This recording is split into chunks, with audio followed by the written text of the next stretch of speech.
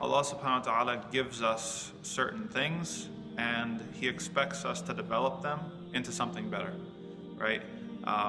So one of the scholars said there's 4 roots, and if you water them and take care of them, they end up giving you 4 fruits.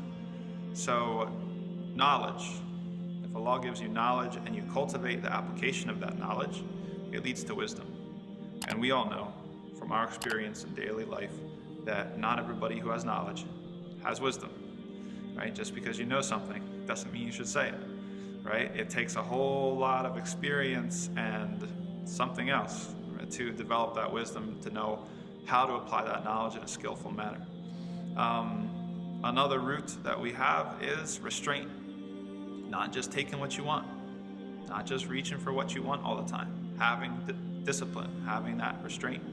And restraint leads to generosity, right? Imagine you have a guest into your home and you have like your favorite sweet, whether it's baklava or whether it's chocolate chip cookies or whatever it is, and you put it down on the table.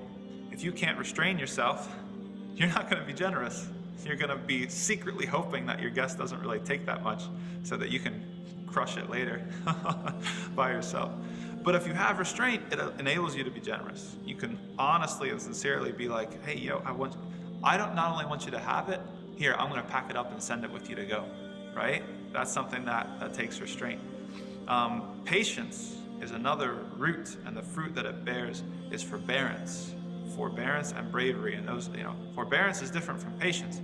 Patience is being able to control your outside when maybe on the inside you're really upset or you're angry or something's happening to you, right?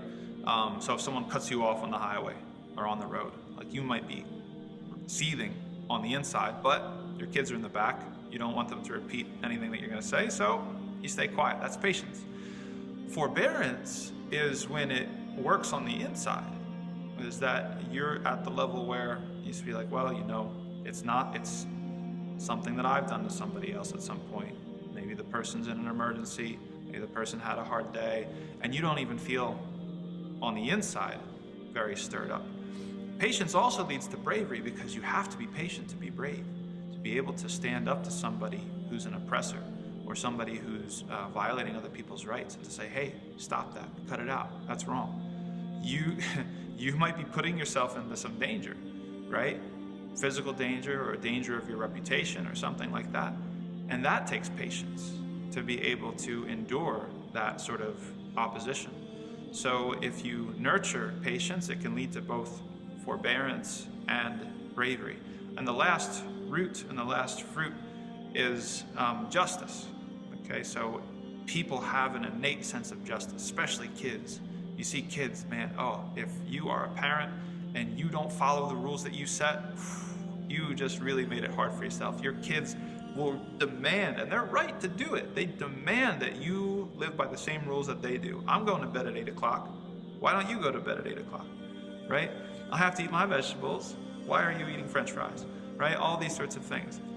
And that's good. It's good that Allah subhanahu wa ta'ala gave us that justice. And if you nurture that justice, then it leads to ihsan. Okay, that's the fruit. Because ihsan isn't just looking out for you, it's looking out for everybody. It's trying to take care of Allah's creation. You're a khalifa, you're a steward, you're a custodian. You are someone who is doing Allah's work in the world. You're building the world that Allah Azza wa Jal is happy with, right? And that's a whole other level. So 4 roots lead to 4 fruits.